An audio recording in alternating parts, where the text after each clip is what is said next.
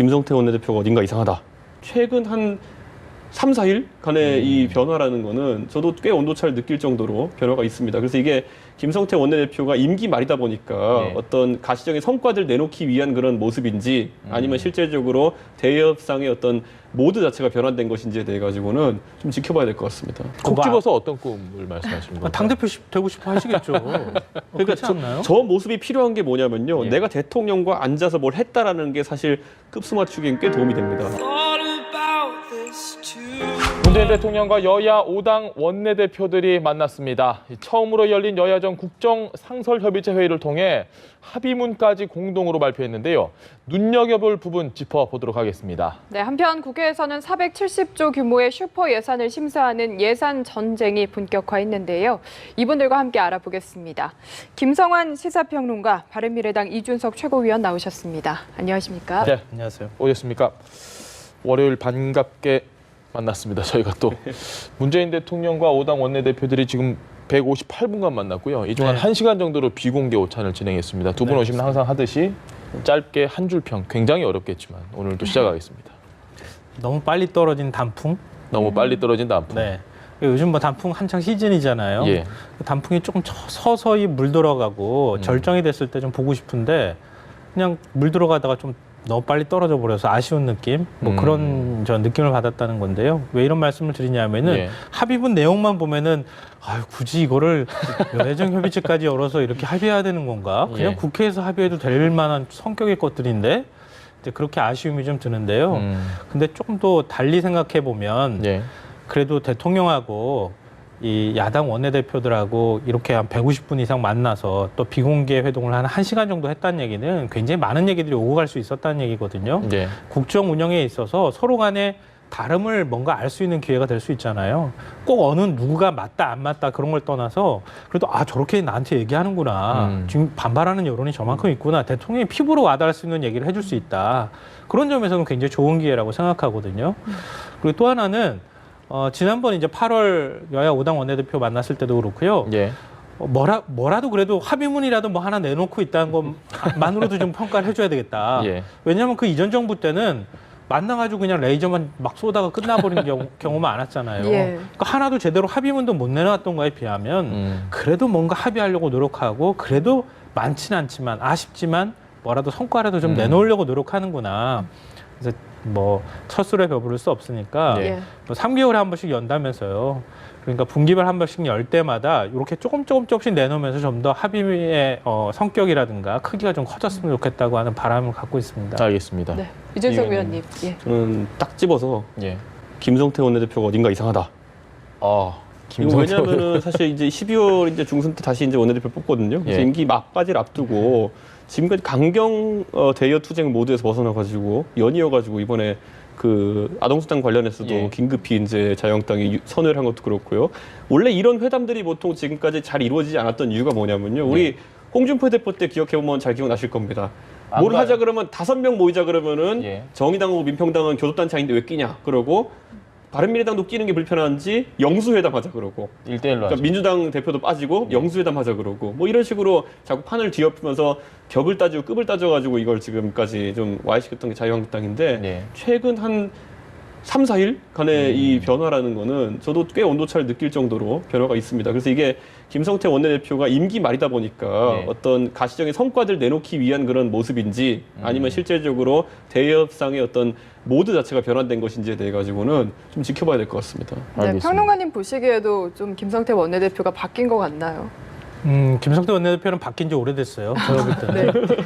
왜냐하면은 지금 당의 어떤 리더십이라든가 지도부가 제대로 움직이지 못하고 있다고 하는 사실은 많이 얘기가 됐잖아요. 예. 근데 원내대표가 마치 당대표처럼 느껴진 경우가 많이 있었거든요. 그래서 김성태 원내대표가 다른 꿈을 또 꾸고 계시는구나 하는 얘기가 정가 주변에서 많이 나왔거든요.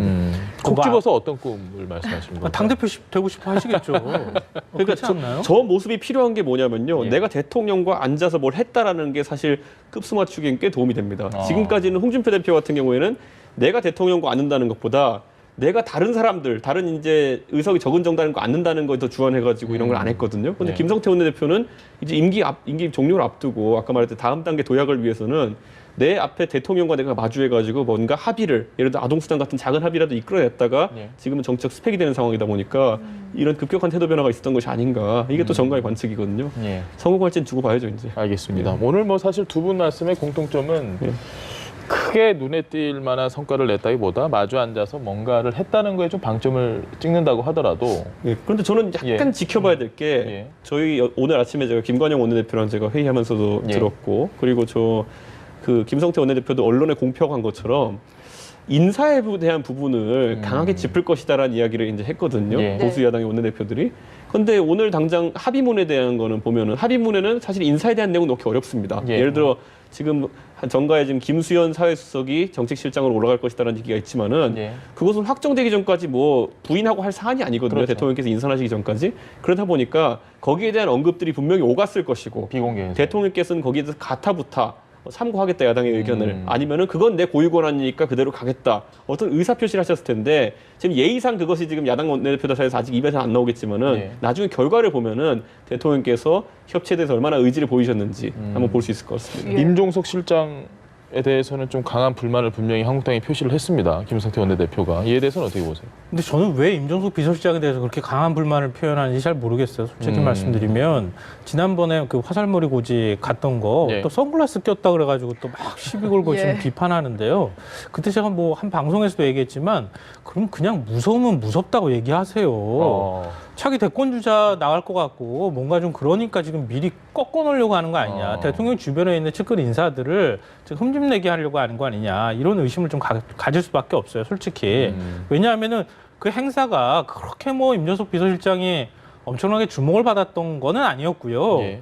그러니까 행사 자체의 성격으로만 보면 남북 공동선언 이행 뭐 위원장이잖아요. 예. 그리고 화살문지 고지라는 게 사실 6.25 한국 전쟁 이후에 처음으로 거기에 가서 유해를 발굴했던 곳이기도 하고 예. 또 남북 군사 합의서 내용이 처음으로 이제 실천이 됐다고 하는 것을 확인할 수 있는 자리였기 때문에 그래서 뭐 통일부 장관도 가고 안보실장도 가고 국정원도 예. 다 그렇게 갔던 거잖아요.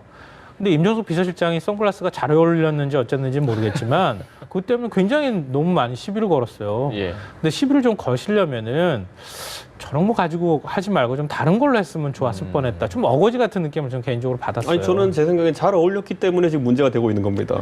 그 자세가 태연하게 솔직히 저 같은 사람은요 거기 가서 군 장성들과 예를 들어 국정원 관계자들 불러놓고 제가 그 가운데서 사진 찍어 그러면은 저는 잘 안 할 겁니다. 저는 그걸 쓰겠다고도 안 할 어려운 것이고 자리죠, 굉장히. 어려운 자리고요. 그 사진이 가진 의미를 잘 알고 있을 것이고 그렇기 때문에 사실 우리 국민들이 비서실장 여러 명들을 기억하고 있을 겁니다. 예. 노무현 대통령의 비서실장은 바로 문재인 대통령께서 떠오를 것이고 박근혜 대통령의 비서실장은 김기춘 실장이 떠오를 예. 것이고 이렇게 떠오르는데 그중에서 아마 제 생각에는 국민들이 지금 대통령으로 문재인 대통령을 선출했고 과거에 문재인 대통령께서 비서실장을 수행하던 모습과 임종석 실장이 수행하는 그 차이가 지금 강하게 느껴지는 것이 아닌가 이런 생각 좀 하게 되고요. 예. 저는 지금 임종석 실장은 대통령 꿈을 꾸고 있어도 된다 좀 봅니다. 왜냐하면 본질이 정치인이거든요. 예. 본인이 정치인 출신이기 때문에 항상 높은 꿈을 지향해야 오히려 자기 관리를 철저하게 하는 것이기 때문에 나쁘지 않다 봅니다. 근데 이번에는 그 영역이 물론 이제 추진위원장이라는 직함이 있었다고 하지만은 대통령에겐 결국엔 개선 조직 그러니까 내각이라는 것과 그리고 네. 참모 조직이 따로 있는 것인데 참모 조직과 개선 조직 간의 이 경계선이 모호해지는 지점이 있었거든요 이번에. 예. 그러다 보니까 초기 보도로는 이낙연 총리께서도 약간의 불쾌감을 표시하셨던 얘기도 네. 있고 나중에 부인하셨지만요. 그런 거로 봤을 때 저는 이 임종석 실장의 이런 행보 자체가 과연 내각과의 관계 설정이 있어가지고 바람직한 모습이냐. 저는 특히 국방장관 같은 경우에 저는 네. 해서도 안 될 해명을 했다고 저는 보는 게 뭐냐면은 아무도 안 물어봤는데 선글라스가 2만 원짜리라고 답해줬어요. 아, 네. 사람들이 묻는 본질은 그게 5천 원짜리를 할지라도 네. 그걸 쓰고 그 대통령의 자리를 대신해가지고 사진을 찍는 것을 가지고 이야기한 거였는데 내각이 왜 알아서 비서실장의 그런 어떤 약간의 그런 잘못된 실수 같은 것을 이렇게 커버치고 들어오느냐 이런 걸 보면 혹시 우리가 잘 모르는 권력 관계가 내각과 참모진 사이에 형성된 것이 아니냐 이런 인상을 줄 수도 있습니다. 알겠습니다. 뭐 그 안에 배경은 아마 있을 거예요. 임종석 비서실장이 뭐 인사를 뭐 어떻게 영향을 미친다거나 이런 소문들이 정가에 좀 돌았거든요. 네. 그러니까 임종석 비서실장의 영향력이 너무 크다. 이런 이제 나름의 생각이 있고 그런데다가 선글라스 2만 원짜리 PX에서 사서 썼는데 너무 잘 어울리는 거예요. 뭐 그런 것도 더 플러스 알파 막 이렇게 되는 것 같은데요. 근데 우리가 과거에 정치권에서 얘기가 되는 거 많이 얘기되는 회자되는 얘기가 이 호랑이 새끼를 키우면 안 된다 그러거든요. 네. 그건 대통령 옆에다 호랑이 새끼를 지금 키우고 있는 거잖아요.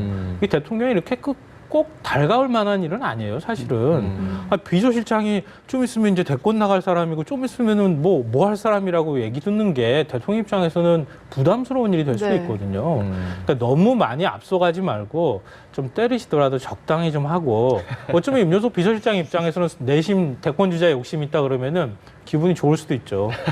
저렇게 뭐 하나 하더라도 자꾸 시비 걸고 얘기하면은 자꾸 키워주는 꼴이 될 수도 있잖아요. 예. 근데 알겠습니다. 묘하게요 보면은 과거에 이제 이해찬 대표 전에 추미애 대표 아니었습니까? 네. 근데 추미애 대표와 임종석 임종석 실장이 가진 공통점 뭐냐면은 원래 친문계 핵심이 보기에는 친문이 아닙니다 이분들은. 근데 이제 이번 정부 들어와서 중용이 되고 어떻게 보다니 그러다 보니까 이 적극적인 행보를 통해 가지고 대통령의 행보를 뒷받침하는 모습 보이다 보니까 네. 이게 어쩔 수 없이 대통령의 지지층한테는 강하게 어필이 됩니다. 예, 그러다 보니까 이분들이 지금까지 정치에서 약간의 뭐 열린우리당 이후의 체제에서는 약간의 비주류성을 띄었다고 한다면은 네. 이제는 여기서 주류로 발돋움할 수 있는 기회를 보기 때문에 임종석 실장은 정치인으로서 아까 제가 말했듯이 다음 단계를 가야 되기 때문에 곧 이제 한 1년 있으면 선거가 다가오거든요. 네. 그러다 보니까 언젠간 청와대를 떠나야 되는 입장에서 막판에 이런 분위기를 형성하는 것이 본인의 정치에 도움이 된다고 생각하는 거는 인지상정입니다. 알겠습니다. 예. 청와대 얘기에서 이제 국회로 잠깐 넘어가서요. 오늘 예결특위 전체의 시작으로 본격적인 예산 정국이 시작이 됐는데 잠시 얘기해 주셨습니다. 한국당의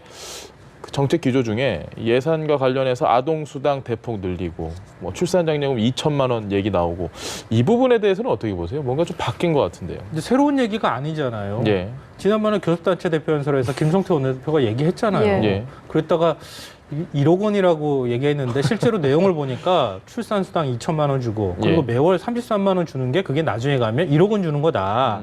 이렇게 얘기를 했잖아요. 예. 그 아마 김성태 원내대표 마음에는 그게 계속 자리하고 있었던 거 아닌가 싶고요. 그게 이제 뭐 김성태 원내대표의 성과라고 하는 측면에서 바라보면 또 그럴 수도 있겠지만 뭐 사실 언론 보도가 어느 정도 저는 설득력이 있다고 보는 게 예. 얼마 전에 이제 서울대 의뢰해가지고 지난 대선 패배 보고서 작성하고 앞으로 자유한국당이 그러면 어디로 가야 되느냐 이런 얘기 있었잖아요. 근데 결국 중도가 떠났던, 그러니까 홍준표 전 대표가 대선 출마하고 난 다음에 떠났던 한 30% 정도가 지금 어디 갔는지 사라져 버렸고 야권으로, 그러니까 민주당 지지층으로 가지도 않고 지금 어딘가가 있는 것이다. 네. 그 사람들 어떻게 붙잡을 거냐? 그럼 여성 그리고 젊은층 이런 사람들 중도층을 붙잡을 방법을 뭔가 강구해야 된다고 얘기했거든요. 그런 점에서 아동수당이 일종의 이제 굉장히 좋은 정책일 수 있다고 아마 본 것 같아요. 근데 저는 이제 그런 차원의 그 어떤 정치적인 계산 뭐 이런 걸 떠나서 이 보수의 어떤 실용주의, 예. 실리주의라고 하는 측면에선 굉장히 저는 환영할 만한 정책이다. 환영할 만한 일이라고 생각합니다. 알겠습니다. 뭐 지금 남북 관계 문제에 있어서 무조건 뭐 북한은 우리 믿지 못할 상대야. 저쪽이 완전히 무장 해제하기 전까지 우리는 그 어떤 것도 합의해 줄 수 없어. 이런 태도가 지난번 선거 때 패배한 하나의 원인이라고 하는 보고서 내용도 있거든요. 네. 그러니까 그런 게 그렇게 하지 않고 지금에 있어서 뭐 평화협력을 할 수 있다고 하거나 긴장 완화나 이런 부분에 있어서는 아 그래 거기까지 우리 동의해 줄 수 있어. 근데 비핵화는 우리 아직은 못 믿겠어. 이렇게 할 수도 있단 말이에요. 네. 근데 이런 부분에 있어서 복지 문제에 있어서도 이렇게 유연하게 보수 정당이 뭔가 바뀌는 모습 보여주는 것은 저는 굉장히 신선한 모습으로 비칠 수 있다고 생각합니다. 근데 저는 이제 김성태 대표는 사실을 보면은 그 정당 내에서 아까 말했던 실용주의자의 영역에 해당하는 분입니다. 자유한국당 내에서는 가끔 강성 발언 때문에 오인하시는 분이 있는데 정책적으로는 굉장히 중도적인 성향을 갖고 있는 분이에요. 그리고 과거에 이분이 모르시는 분도 있겠지만 민주당 시의원을 시작했습니다, 처음에. 그런데 이제 그런 과정 속에서 여러 가지 이제 정책을 참 잘 받아들이는 분인데 이번에 이 판단 같은 경우에는 저는 꽤 의미가 있다 보는 게 당내에 지금 최근에 영입된 인사들 중에 보면은 전원책 변호사 같은 경우에는 이분은 자유주의라는 사상에 대한 근본주의자적 성격을 갖고 있습니다. 뭐든지 거의 뭐 그 책을 신봉하는 분이거든요. 예. 근데 그 상황 속에서 당이 우경화되고 있다는 비판이 최근에 나오기 시작하니까 그에 대해서 원내대표로서 어느 정도 중심을 잡아야겠다라는 생각을 한 것 같기도 한데 다만 여기서 약간 우려되는 것은 뭐냐면은 그렇게 된다면은 지금까지 자유한국당이 항상 그 전에 새누리당 시절 집권했던 거는 강경보수와 온건보수 간의 연립으로 거의 집권을 했었거든요. 근데 최근에 이제 아까 김 선생님 지적한 것처럼 온건보수가 떠나갔는데 그걸 잡아올 수 있는 주체로 김성태 원내대표가 인정을 받을 수 있겠느냐라는 것에 대해서는 지켜봐야 될 것 같습니다. 그것이 가능하다고 한다면은 아까 말했던 것처럼 당대표 출마라든지 이런 걸 통해 가지고 당의 전통적 기반을 회복할 수 있을 것이고요. 만약 지지층이 그 의문을 던진다면은 김성태 원내대표가 온건보수를 대표하는 주자가 아니다라고 이제 판정받으면은 오히려 이 당내 강경보수 세력한테서 외면을 받는 선택이 될 수 있습니다. 나중에 이것에 대해 가지고. 낙동강 오리알이 될 수도 있다라는 말씀이신 거죠. 그거는 그런 실리주의라든가 실용주의는 바른미래당이 먼저 해줬으면 참 좋겠다 싶은 생각이 일단 들고요. 그리고 트럼프 대통령이 보호무역주의 얘기하잖아요. 예. 원래 그 민주주의 가장 그 기본이 되는 미국에서 공화당 후보가 자유주의가 아니라 보호무역주의를 얘기한다는 건 그게 예전에 민주당이 얘기해왔던 네. 거거든요. 그렇게 돌아서는 거예요. 그만큼 지지할 만한 사람 많이 있고 미국이 그만큼 필요하면 그렇게 선택하는 거예요. 지금 과거식 어떤 프레임이나 이런 걸 가지고 설명하는 단계는 이제 지나가고 있다. 아니, 그러니까 이게 지금까지의 이제 새누리당의 집권 전략이었거든요, 보면은. 그러니까 네. 사실 이명박 대통령도 실용을 내세우며 당선됐었고, 예. 그다음 박근혜 대통령 같은 경우에는 그렇죠. 결과적으로는 실행 못한 고용하기 많지만 좌클릭이라는 이야기를 통해 가지고 중도화를 했고, 박근혜라는 개인은 어떻게 해도 강경보수층이 지지한다는 확신이 있었기 때문에 온건보수 쪽으로 자연스럽게 넘어갈 수 있었던 건데 예. 지금 자유한국당이 최근 한 2년 동안 헤맸던 건 뭐냐면은 강경보수에 대한 확신이 없기 때문에 가운데로 가려고 해서 자꾸 뒤가 뭔가 캥기는 겁니다. 그렇기 네. 때문에 이 행보를 적극적으로 못했던 건데 김성태 대표가 방향은 잘 잡았을 때 아까 제가 말했던 것처럼 이 행보를 했을 때 만약 박근혜 대통령이라면은 절대 강경보수층에서 흔들리지 않죠. 저 사람 이상하다라고 하고 흔들리지 않습니다. 예. 그런데 김성태 대표가 이렇게 갔을 때 과연 지금 당내에서 호시탐탐 재기를 노리고 있는 친박 같은 경우에는 이 김성태 대표 행보를 저 이상한 사람이다 이렇게 또 몰아버릴 수 있는 거거든요. 공격을 할 수 있는 그랬을 때는 움직이기만 못한 상황이 올 수도 있기 때문에 저는 이거는 앞으로 좀 지켜봐야 되는 상황이라고 봅니다. 알겠습니다. 지금 얘기하시는데 제가 계속 고개를 이렇게 떡떡떡떡 이렇게 분이 얘기했는데 제가 그쪽 당 사정은 잘 알아요. 두 분이 오늘처럼 이렇게 서로 굉장히 공감을 많이 한 적이 별로 없는 것 같습니다. 아주 아니, 그 김병준 비대위원장이 이제 그거 하면 될 것 같아요. 조광특위 위원은 그거 할 역할이 아니거든요. 조광특위 위원이 자꾸 하니까 문제가 되는 거 아니에요? 알겠습니다.